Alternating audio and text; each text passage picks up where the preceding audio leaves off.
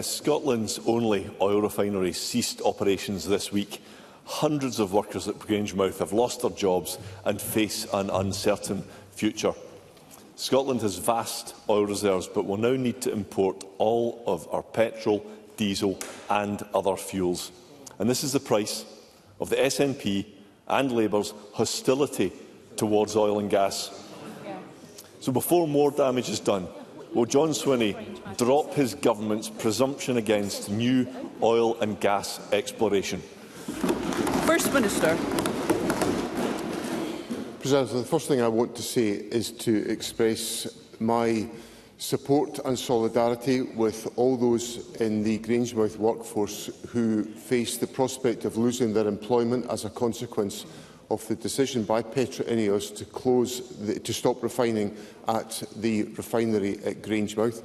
That is a decision that the company has come to, as Mr Findlay will know from what I have said before. I judge that decision to be premature because I think there is an ongoing need for refining activity. Indeed, refining activity will take place in other parts of the United Kingdom, despite the issues that are faced at Grangemouth. So what the Scottish Government will do is that we will work closely with the workforce. We've done that with Unite the Union. We will support the individuals that are affected. We will take forward the work that has been the source of collaboration between ourselves and the United Kingdom Government and Ineos on alternative business ideas to develop the Grangemouth site as a site that can contribute to the Government's net zero agenda. And, of course, an early decision on the Acorn carbon and capture and storage project would significantly help us in the efforts that we're taking forward. Russell Findlay. Well, the SNP used to say it's Scotland's oil. Now they just want to stop oil. Nicola Sturgeon opposed the Cambo oil field, while Humza Yousaf opposed Rosebank, even though this would result in higher energy prices and greater reliance on foreign imports. John Swinney personally brought the Greens into government. These dangerous fanatics want to shut down all oil and gas production. Mr Findlay, I'll just remind you of the need to treat other members with courtesy and respect.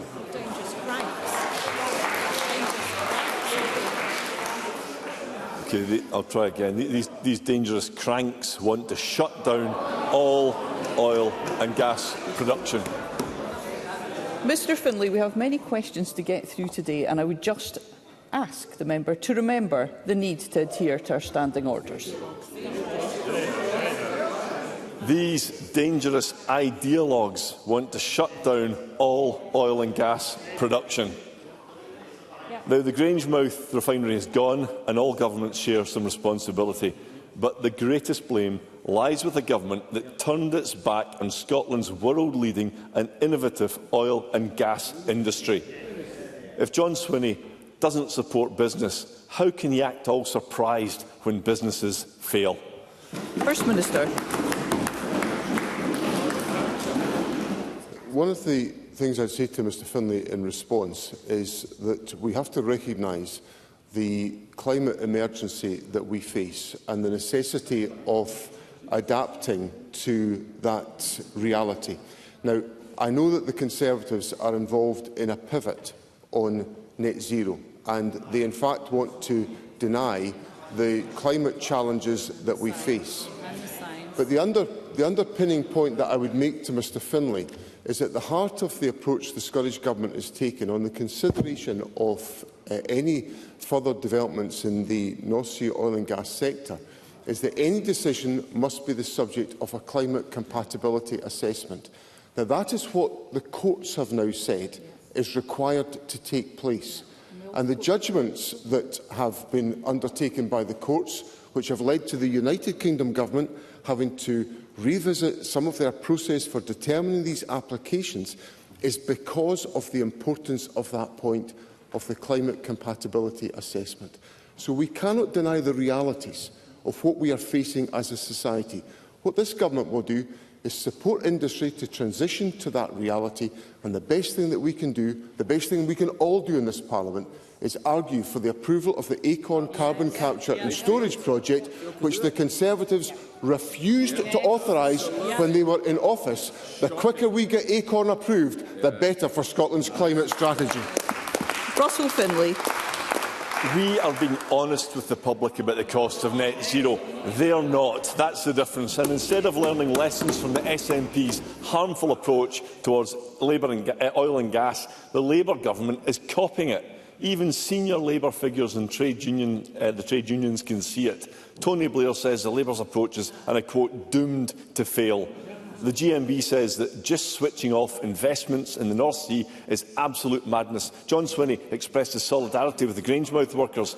Well, Unite Union says, and I quote, John Swinney and Anas Sarwar will face the wrath of voters for their broken promises to the workers and the people of Grangemouth. Labour's copycat approach will cost more Scottish jobs, it will increase bills and it will do more to harm the environment by importing energy from overseas. Does John Swinney agree that Labour should in fact do the very opposite to the SNP? First Minister. Mr Findlay's talked about honesty. In November of last year, Mr Findlay voted for climate change targets, carbon reduction targets in this Parliament.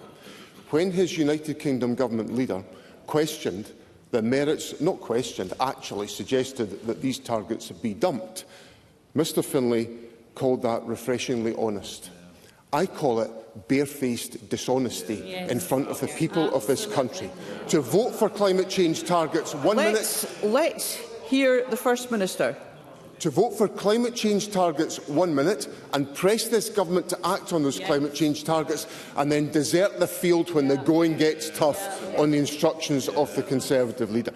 Now, what we've done is that we've put in place financial support and assistance to made that available through the Scottish Government's budget, which Mr Findlay didn't support, to assist in the delivery of projects under the Project Willow umbrella, which will secure the future of the Grangemouth site. But I return to my fundamental point. The quickest and best thing that can happen is approval of the carbon capture and storage project at Grangemouth, and I hope Mr Findlay will make up for the failure of the Conservative government and support my call for that today. Absolutely. Thank you. I would just remind all members of the need to treat one another with courtesy and respect, and be very careful about the language we use to describe other members. Russell Findlay. I tell you what, it's quite something being lectured from a career politician about barefaced dishonesty when he's built a career on it. Mr Findlay, please have a seat. We have so many important questions that members wish to put in this session. Now, I'm not going to ask again. Can we please treat one another with courtesy and respect, and let's focus on the business of the day? Russell Findlay. I assume that the phrase barefaced dishonesty was reasonable and allowable, given the First Minister just used it himself. But I will. Mr Findlay, I have addressed that comment. I have reminded the First Minister and all members of the need to treat one another with courtesy and respect, and let's carry on our session in that manner. People in the real world know that using Scotland's oil and gas is plain common sense. And they also know that we need a mix of energy sources for a stable supply and to cut costs for families and businesses. A new generation of nuclear power stations could be part of that. A new poll shows that most SNP voters even agree. Nuclear energy is green and clean. It produces a reliable and steady supply, and it would bring down people's bills. Yet John Swinney is intent on inflicting self-harm in Scotland by blocking all new developments. This is nonsensical, impractical and irresponsible. But he's blinded by ideology. Nuclear makes sense for our economy, it makes sense for our environment. So why doesn't it work for John Swinney? For lots of reasons, not least of which the cost of nuclear power will not bring down the energy prices of householders in this country. Let me give Mr Findlay. Mr Findlay wants me to press ahead and develop new nuclear power stations. The Hinkley Point C project, a nuclear power station, was due to be completed in 2025, this year, at a cost of £34 billion. It is now expected, on current estimates, to cost £46 billion and be delayed until 2031. Yeah. It's supposed to cost £34 billion, is going to cost £46 billion. How's that going to bring down fuel bills in this country? So what I would say to Mr Findlay is we have a very developed strategy to Let's hear the First Minister. A very developed and successful strategy of attracting investment to develop renewable energy capacity in Scotland. We have significantly achieved decarbonisation of our electricity networks by the development of renewable technology.